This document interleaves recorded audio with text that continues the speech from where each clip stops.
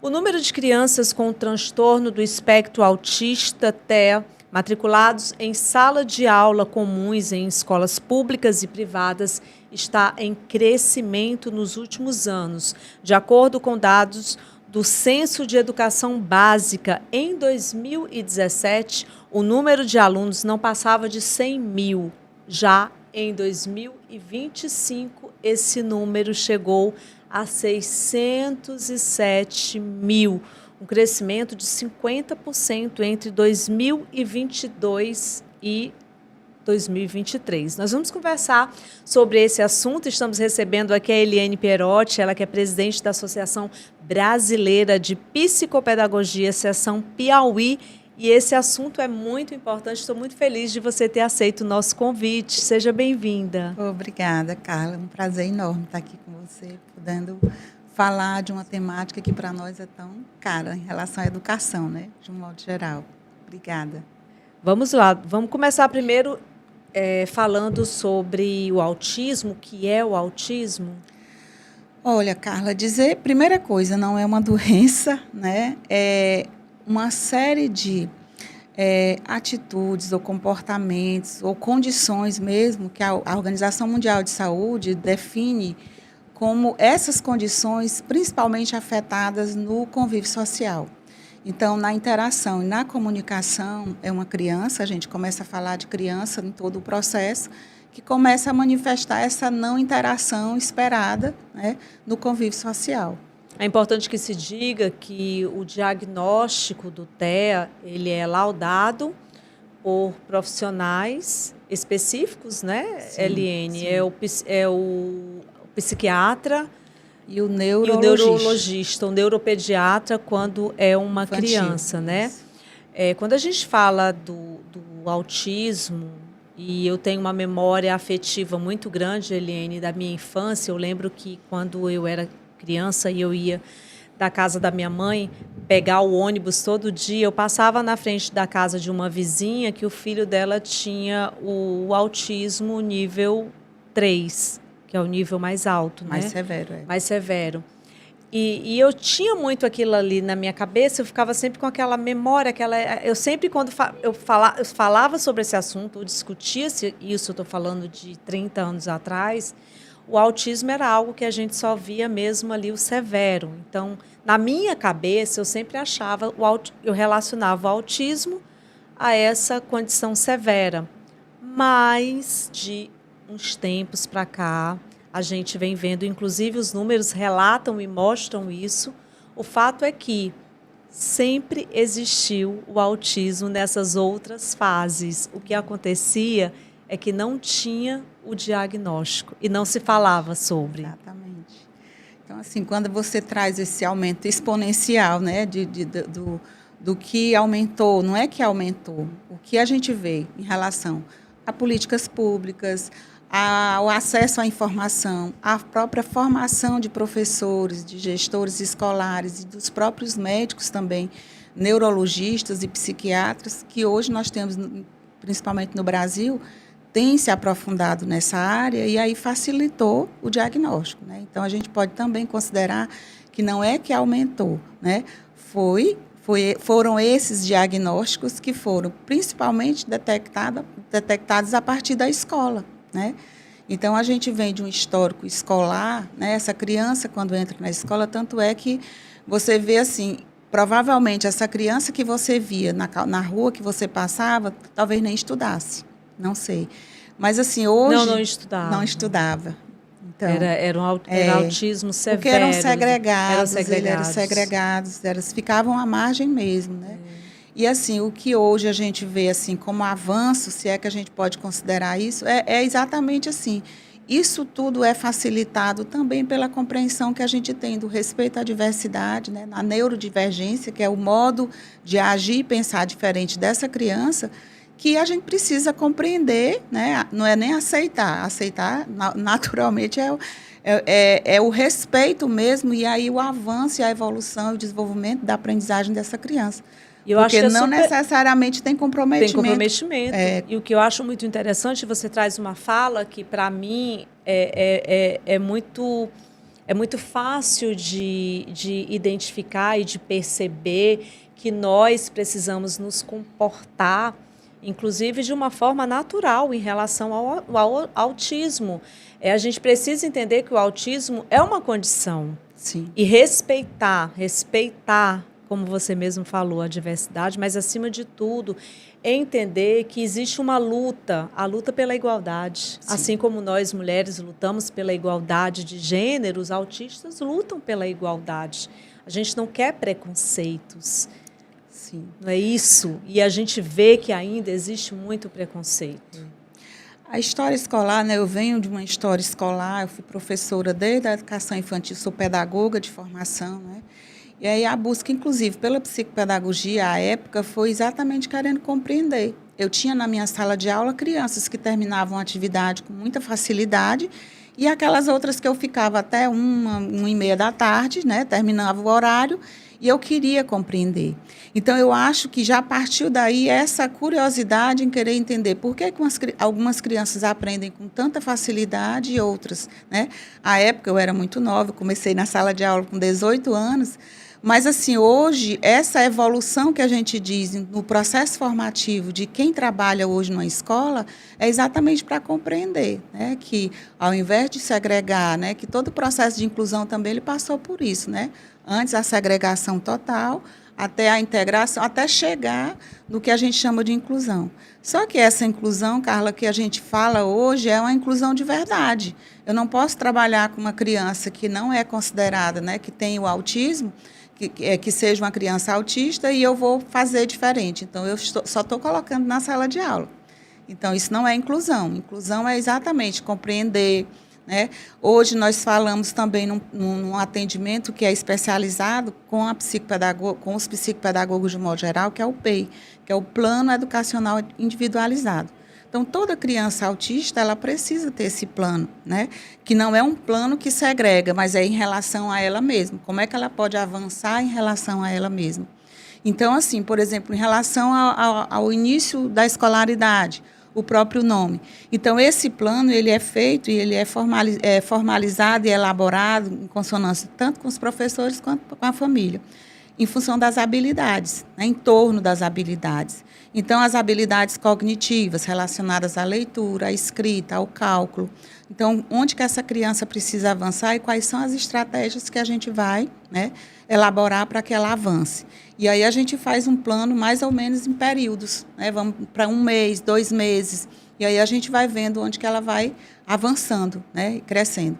Nas habilidades socioafetivas e até psicomotoras, né? Porque às vezes ela tem dificuldade, se tem, né? Pode ser que não, mas até para pegar no lápis, né? Então, todo esse processo ele é feito com uma criança também, né? Esperado por uma criança que não tem nenhum tipo de transtorno, né? Ou dificuldade. Então, para uma criança que tem o autismo, ela vai precisar desse acompanhamento mais próximo. E é uma responsabilidade que deve partir... principalmente, aqui eu chamo a atenção também do poder público, né, desse olhar e dessa responsabilidade mesmo de colocar, inclusive, em sala de aula, profissionais, né, psicopedagogos que tenham o entendimento, porque não se faz diferença, mas se dá uma estrutura. Né? Então, quando você olha, por exemplo, as escolas particulares, hoje, cada vez mais elas estão... vendo a importância, né, inclusive, dessas profissionais dentro ali da sala de aula. E o poder público tem que fazer a mesma coisa. Né? Tem que se ter essa consciência e partir também do princípio da educação de uma oportunidade, inclusive, para os professores, né, para quem está aí em formação, porque... Como a gente está vendo, você estava falando para mim, começou muito jovem, aos 18 anos em sala de aula e percebeu a importância de aprofundar os teus conhecimentos relacionados ao TEA. Nasce também aí uma oportunidade de aprendizado muito grande para quem quer ser um excelente profissional na sua área, né? Olha, Carla, o acesso à informação nesse sentido, eu sou suspeito para falar de formação, porque eu acho que o investimento na formação continuada dos professores, dos profissionais de um modo geral, a gente tem visto esse avanço mas ainda precisa, né, um investimento maior. Né? Por quê? Porque, por exemplo, na Prefeitura Municipal de Teresina, nós vimos recentemente um concurso que foi para psicopedagogos. Achei maravilhoso. Parabéns aí ao secretário Ismael, que está fazendo um brilhante trabalho, ao prefeito Silvio Mendes também, por essa preocupação. E já de chamar esses profissionais, isso, né? Então, fortalecer, porque assim, isso é uma luta também da própria Associação Brasileira de Psicopedagogia em relação a isso, porque o psicopedagogo numa escola, ele vai se unir, né, aos professores, fortalecendo o investimento também na informação, no que precisa, no acompanhamento dessa criança e principalmente no desenvolvimento e aprendizagem dessa criança, porque ela não pode ficar ali só porque ela foi matriculada, mas a gente precisa acompanhar o desenvolvimento dessa criança. E a educação, inclusive, é uma das pastas de maior importância, né? Quando a gente vê ali no todo o sistema, porque a educação ela perpassa todas as outras, né? Olha, a gente fala da educação hoje porque, assim, a escola em si, o papel social da escola, quer dizer, aquele lugar do saber elaborado que a gente imagina muito mais, as questões cognitivas, os resultados, uma formação acadêmica. Mas hoje a escola ganhou uma responsabilidade maior. Porque as questões socioemocionais, elas são tão importantes quanto. Nós temos a BNCC, que é a Base Nacional Curricular, que traz, né, as competências socioemocionais fazendo parte, integrando todo o conhecimento. Ele está junto com a matemática, com a física, com todas as áreas do conhecimento. Então, assim, todo o desenvolvimento de uma criança social e afetivo e emocional, ele vai, vamos dizer, junto e misturado no processo educacional. Então, a parte cognitiva a gente não consegue mais dissociar. Né? A escola tem essa responsabilidade de formar um cidadão crítico, de formar um cidadão que realmente compreenda, inclusive, qual é o seu papel social. E, por ocasião disso, hoje mesmo eu vi um vídeo de um estudante autista que passou para a medicina. Né?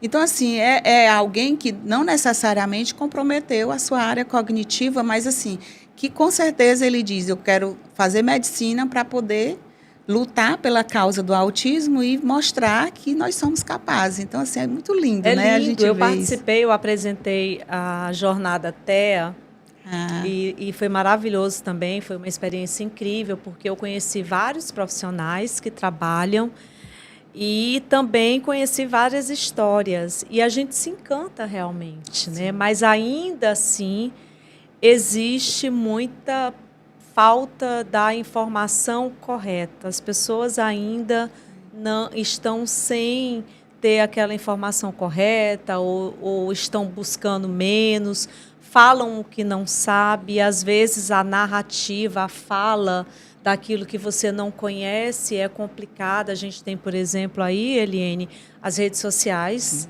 né, que hoje é um grande gargalho nas nossas vidas, né? Porque a rede social ou ela te levanta ou ela te derruba. Mas eu vejo também um movimento muito grande de pessoas que nem entendem, mas que vão para a rede social falar sobre o autismo, e isso aí gera muita coisa, e a desinformação, a fake news. Então, as pessoas precisam ter uma responsabilidade muito grande quando for falar sobre o autismo. Sim. A gente tem esse cuidado porque, assim, quando a gente diz, não é porque a gente puxa na psicopedagogia, porque a nossa especificidade ela é muito clara. A gente não pode ocupar ou tomar o lugar ou o papel de nenhum profissional. Então, assim, a gente está ali para poder exatamente essa identificação. E aí, quando você traz esse ponto, a gente traz o próprio ponto da família, né? Quer dizer, a família, para essa identificação, ela precisa, às vezes, ela até reconhece algumas características dessa falta de interação que a criança começou a manifestar em casa, mas é na escola, a partir dessas respostas, que ela começa a não, né, responder. E aí vem, inclusive, o que você fala, porque às vezes as comparações começam, né?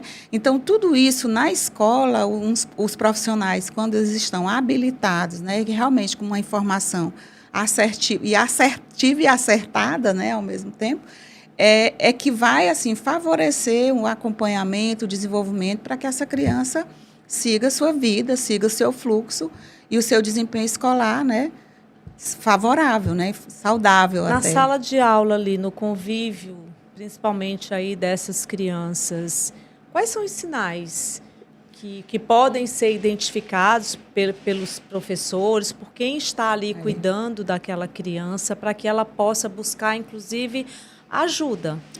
Porque a gente sabe que, na verdade, nem todas as escolas têm ali um psicopedagogo. Né? Essa é uma realidade. É uma realidade também. O que fazer? Olha, o primeiro ponto que a gente considera, a criança ela aprende por imitação. Então, a repetição de ações até chegar num processo de autonomia, que ela vai crescendo e tal. Então, assim, imaginar como é que a professora pode identificar, por exemplo, comandos. Então, na educação infantil tem muito aquela coisa da rotina. Por exemplo, a hora da fila, a hora do lanche, a hora do... Todas as ações, até a hora de ir ao banheiro, né? Então, assim, todas essas ações, elas são orientadas. Geralmente, uma criança que tem um autismo, ela começa a não... parece até que ela não escuta, né? Pelo senso comum, a gente avalia dessa forma. Você fala uma vez. Porque, assim, é importante que a gente considere também, o ensino, ele se dá no coletivo, mas a aprendizagem é individual. É individual. Então, assim, como é que ela recebe essa informação? Você faz um comando que é para todos. Aí tá, ela não atendeu. Aí você vai para o comando individual. Às vezes também ela não dá esse feedback, ela não dá esse retorno. E é muito nessa interação, nesse olhar. Ela tira o olhar, ela foge desse olhar. Então, são ações. Não significa dizer que essa criança não ouviu, que ela, inclusive, não compreendeu, mas ela, naquele momento, ela vai atender no momento dela. E aí ela vai precisar de estratégias, a professora vai precisar, né? Primeiro, identificar para poder chamar a família, para a própria coordenação da escola, os profissionais da escola, vamos conversar, observar, porque a gente só pode falar daquilo que a gente conhece. Daquilo que a gente né? conhece. E aí essa aproximação começa, porque para fechar um diagnóstico, jamais a professora pode chamar a família e dizer, olha, eu acho, porque não é no achismo que se fecha um diagnóstico de autismo, né? Então, é uma responsabilidade, você já falou, é uma responsabilidade muito grande, porque são profissionais especializados, inclusive, somente neurologistas e psiquiatras, né? No caso da criança, a gente já falou, o neuropediatra. Eu fui secretária da Mulher e, quando eu assumi a secretaria, nós tínhamos um serviço maravilhoso, Amor de Tia. Acredito que você conhecia, né? Conhece.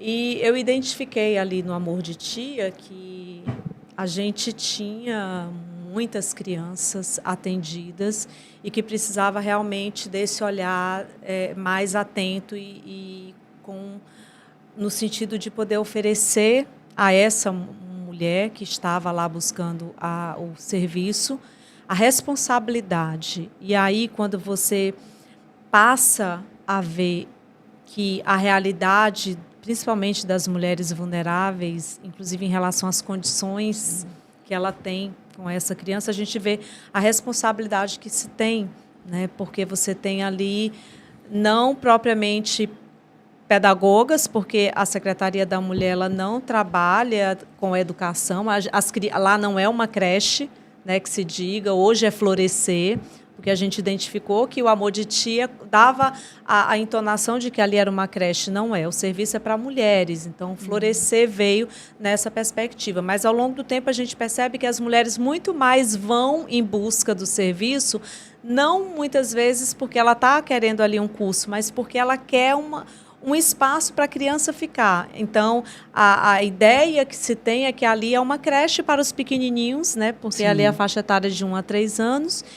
E eu percebi durante esses anos dentro da Secretaria da Mulher a importância de ter, inclusive, profissionais da área da pedagogia coordenando esse serviço para que pudesse ter esse suporte. E é impressionante o número de crianças que dentro do serviço a gente foi identificando que tem o TEA, mas sabendo que precisa-se ter toda uma responsabilidade até chegar na mamãe para poder dizer, porque também para essa mulher vulnerável e também para essas famílias vulneráveis é difícil o chegar ali a conseguir, inclusive, uma consulta com um psicopedagogo. Sim. Né? E também com um psicólogo, um psiquiatra. Então, ainda é, sim, um acesso muito difícil para essas pessoas vulneráveis. Infelizmente, também é uma realidade.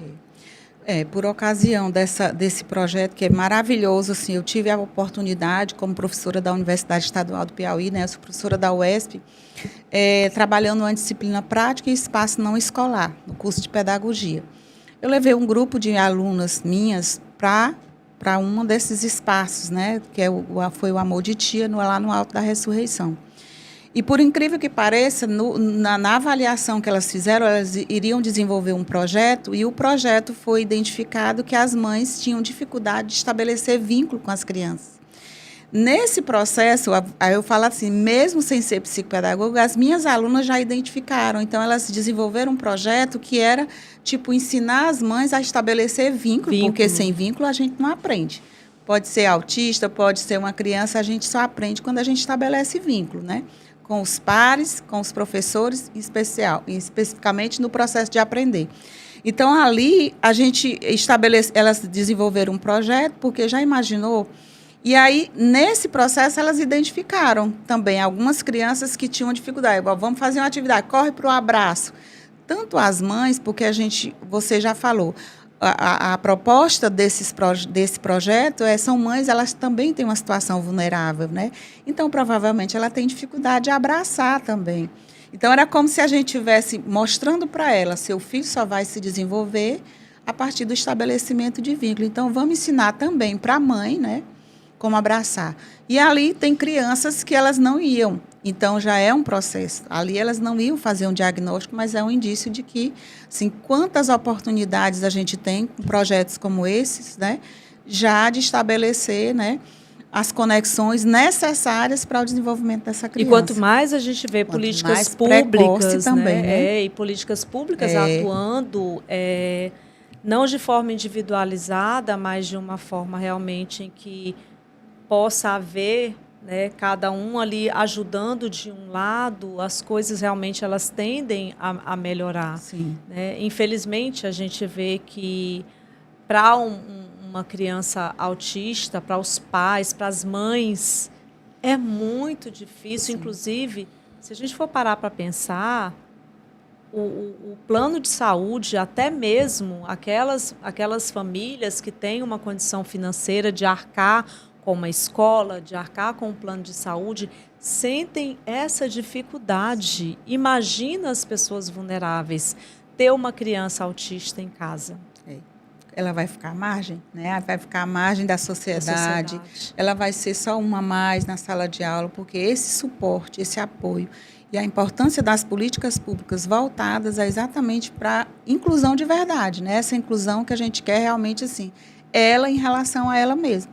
E aí, tantas outras modalidades também de inclusão que a gente fala é daquela criança também, que não tem nenhum tipo, né, vamos dizer, não tem um tipo de transtorno, um déficit ou uma dificuldade, e que, às vezes, também, se não houver esse investimento em relação ao modelo de inclusão real que a gente quer, que é o respeito à diversidade, o respeito às diferenças, né? Com certeza. Em relação, eu falei sobre planos de saúde, eu vou aproveitar para te perguntar, como é que está isso, hein? Os planos de saúde entraram num consenso? Você tem informações? A gente tem em relação à legislação, né? A gente sabe que a legislação ela ajudou muito. Quando você fala do aumento, também porque a consciência da população, de modo geral, em relação à lei, né? Então, desde a Constituição, a gente já tinha, né, a garantia do direito. Então, a negação da escola, a escola não pode negar esse acesso. Sim. Vamos começar pela escola, para chegar nos planos. E que, assim, né, a escola não pode nem mesmo dizer que tem um número limitado para a aceitação dessas crianças. Então, assim, começa daí. E aí, essa legislação também, ela traz, né, esse benefício em relação a alguns benefícios, por exemplo, a estacionamento, a lei até do filho do Marcos Mion, né? A lei inclusive, eu vou assistir o filme do Marcos Mion hoje. Sim, pois é. E aí ali vai ser assim, um divisor de águas também nessa compreensão, que é exatamente essa identificação, né? Essa identificação. E aí, assim, as leis, elas ajudam, né, nessa valorização, no respeito e na garantia de direitos em relação ao atendimento. Certeza. Inclusive, a identificação assegura, né? Agora vamos falar em relação aí à carteira, né, de identificação do autista, que é super importante. A gente chama a atenção aí né, para que vocês possam ir em busca, né, para se conseguir essa carteira de identificação, procura... Até um CREAS, o CRAS, O assim, CRAS. o CRAS, principalmente o CRAS, porque a criança que tem, né, PCD, que é considerada, porque assim, no início da nossa fala, nós dissemos que não é uma doença, e às vezes você, como assim? E os planos de saúde? Então, Sim. há esse questionamento. Por quê?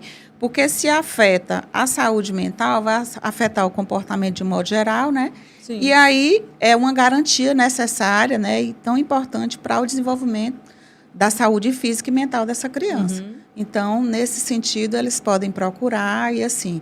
Agora, para isso, ele precisa ter o diagnóstico, né? O diagnóstico fechado, e a gente sabe da responsabilidade que os nossos, né, especialistas, médicos de modo geral, têm para poder atestar esse laudo, porque a gente até falou, não é um exame de laboratório. Não é. São comportamentos, são atitudes. Então, para fechar, leva um tempo. Então, são vários pontos, tá? Observação da família, observação da escola, né? De todo esse processo de avaliação também. Inclusive, essa identificação assegura, no âmbito do Estado do Piauí, o atendimento prioritário nos serviços públicos e privados, em especial nas áreas da saúde, educação e assistência social, além de promover a inclusão social da pessoa diagnosticada com transtorno do espectro autista. É importante que se diga que esse movimento, essas informações, a falar e discutir, lutar por leis mais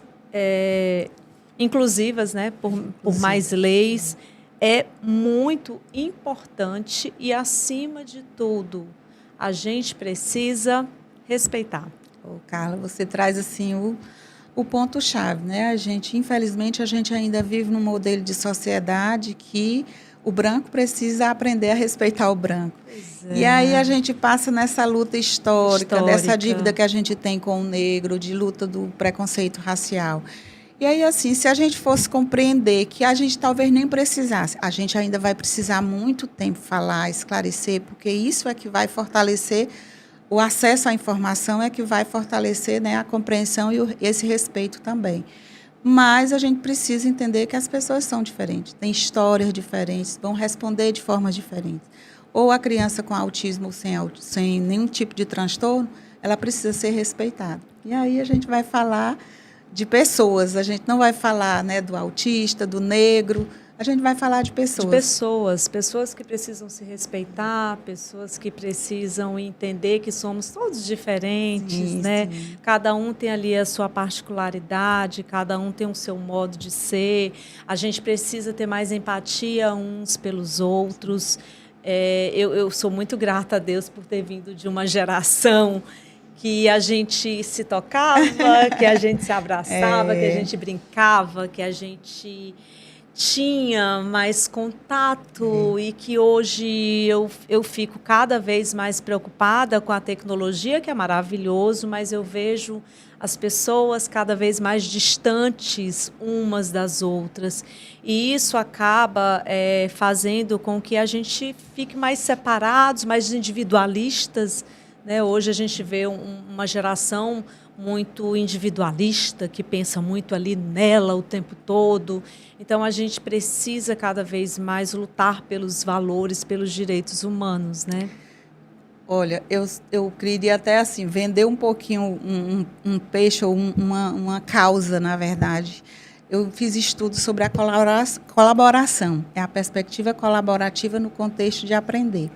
Então, assim, quando você traz esse momento do contexto que nós vivemos, assim, eu falo até assim, a era da selfie, tudo bem, nada contra, mas a selfie é uma ação individualista, né, que já traz, assim, né, e o outro, e o todo.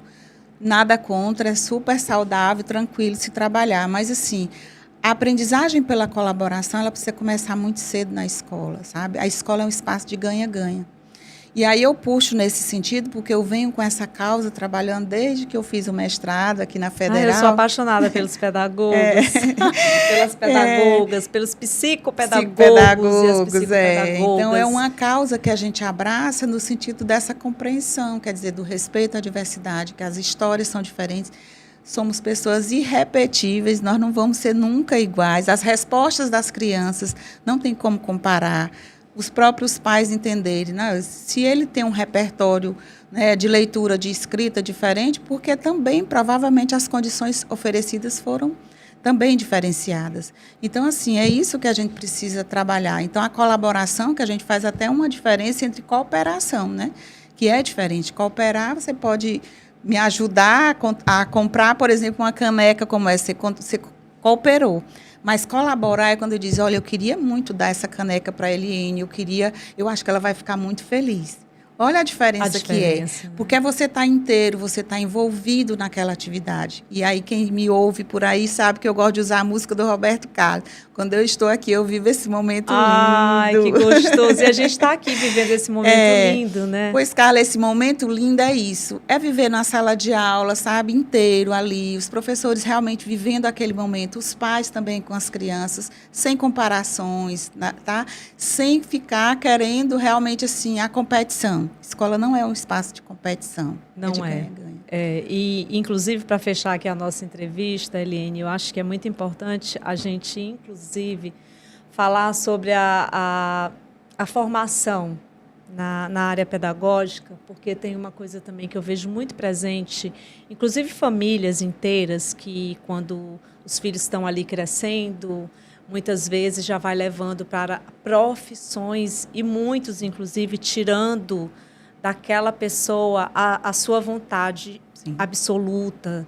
Porque, assim, a gente nasce e a gente também tem um dom. Porque Deus é maravilhoso, gente. Deus dá o dom para cada um de nós. E a gente não pode, como pai, mãe, tirar o dom que Deus deu para os nossos filhos, no sentido de tentar tirar ele daquele caminho. E eu vejo muito hoje, né, assim, pela experiência de vida que eu tenho, sou uma mulher 50 a mais e conheço várias histórias e várias famílias e várias amigas, amigos, várias situações em que eu via muito os pais ali se intrometendo na vida do filho e tudo. É claro que a gente quer o melhor para os nossos filhos, nós queremos o melhor para cada um deles, mas a gente precisa respeitar o direito de escolha de cada um. Inclusive em relação a tudo, a sua identidade, a sua vida, ao que ele quer ser, ao que ela quer ser.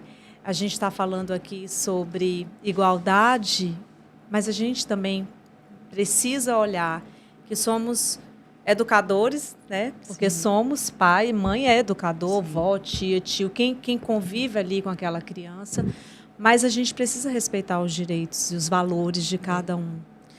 Nesse modelo de sociedade competitiva, né, que realmente assim foge totalmente daquilo que a gente, né, como se porque nós somos 50 a mais e a gente vai, não, a gente não é saudosista, a gente quer, principalmente, eu digo muito em relação a como pedagoga, isso nunca me deixou assim me sentir, né, que eu sou frustrada com tudo que eu faço, porque eu me sinto muito realizada em dizer que educar é instrumentalizar para a felicidade. E é isso mesmo. Então, essa felicidade é aquilo que ele se vê bem. Não adianta ter uma profissão que você realmente não está feliz. Agora, claro, ele precisa se manter, né, precisa pagar minhas contas. Mas é isso. Então, assim, essa felicidade ela precisa ser...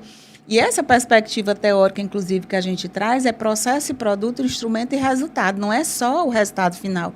É todo o processo. Eu vou ser uma criança feliz, eu vou ser um adolescente feliz e vou ser um profissional adulto também feliz. E dentro de todas as áreas de atuação, estou falando aí de profissões, você pode ser tudo o que você quiser, Sim. dentro de qualquer profissão que você escolha, porque você vai fazer tudo para você ser o melhor naquilo que você escolheu fazer. É sobre isso. Não é a fórmula de que eu vou me formar, vou ser médico, vou ser advogado, porque meu pai quer, minha mãe quer, mas eu queria ser professor. Sim. Eu queria estar ali, era na sala de aula estudando, porque esse é meu dom, é isso que eu gosto. E aí eu fico muito assim, porque eu já vi, inclusive, amigas minhas com filhos pequenos que têm ali a vontade de fazer o vestibular para pedagogia. E ali uma amiga minha falou assim, não, você tem que fazer para medicina, você tem que fazer. Então, assim, muitas vezes acontece isso na rotina das famílias. Sim, e a gente precisa ter respeito pelos nossos filhos. Aí eu vou fazer meu merchan aqui em relação à pedagogia. Eu entrei na Universidade Federal com 17 anos. Se eu fosse fazer, faria pedagogia de novo, né? Recentemente foi aprovada uma lei agora, nas políticas voltadas para a licenciatura. Será? É um incentivo, a gente ficou muito feliz, mas porque assim, será que as pessoas não estão mais querendo ser professor?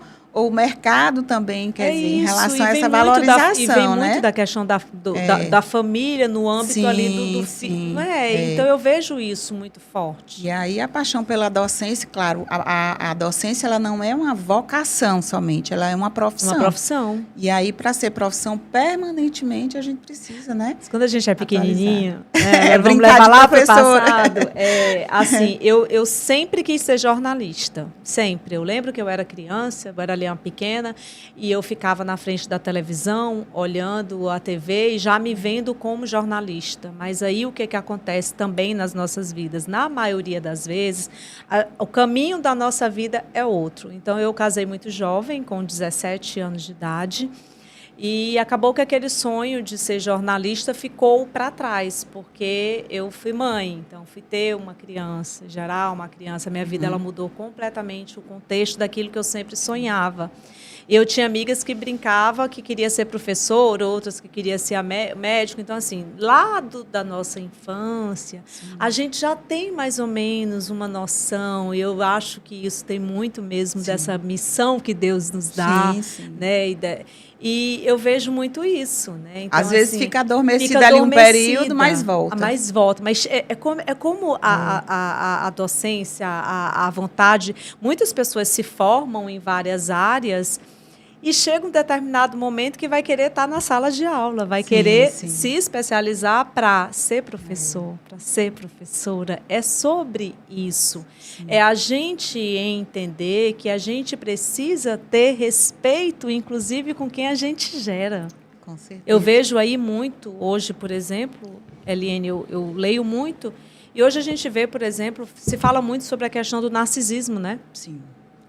É muito forte, é claro também que é uma palavra que está meio que banalizada. Hoje todo mundo diz que todo mundo é narcisista. E aí eu vou na rede social, eu já faço lá aquela minha lista e interpretação, a própria minha mãe é narcisista. Então, assim, muito cuidado com isso. Porque parece que na internet, as pessoas, eu estou falando agora essa geração que está vindo muito da rede social, agora todo mundo é narcisista.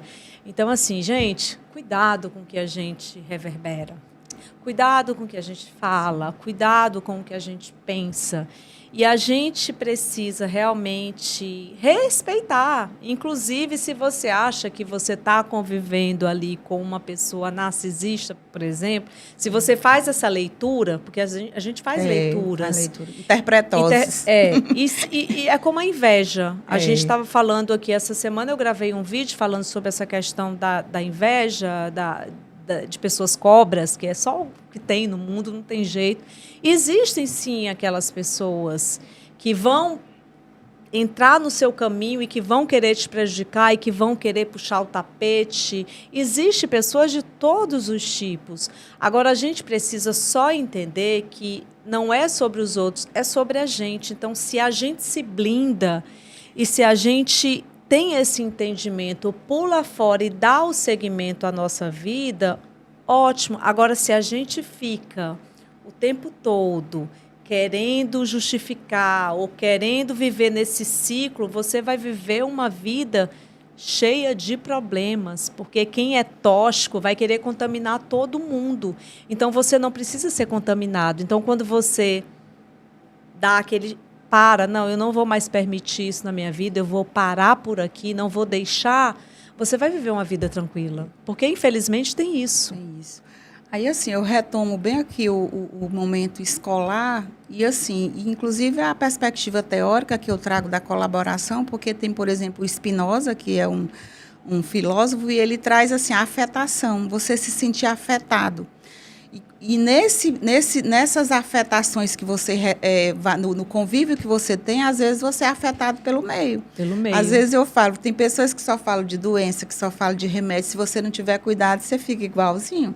Então, você é afetado por aquele ambiente. Agora, tem pessoas que chegando, elas chegam, às vezes as coisas nem estão tão boas assim, mas ela consegue trazer uma energia mais positiva para aquele lugar. Então, a afetação é isso. Então, a gente leva muito para o ambiente escolar. A escola é um espaço de socialização, de alegria. Então, acho que a gente precisa resgatar em todos os sentidos. A educação, de um modo geral. Então, a gente vai continuar apostando e investindo nisso. Tá bom? Amei, Eliane, estar aqui com você, viu? Volte Fico mais feliz. vezes. Obrigada, Parabéns Carla. pelo trabalho incrível que Muito você obrigada. faz. E a todos que fazem parte dessa associação tão especial. Sim, é uma classe que é muito sensível à causa, né? E ao acolhimento, principalmente ao acolhimento. E é isso. Eu espero que vocês tenham gostado. Esse foi mais um episódio do nosso Pod Canal Saúde.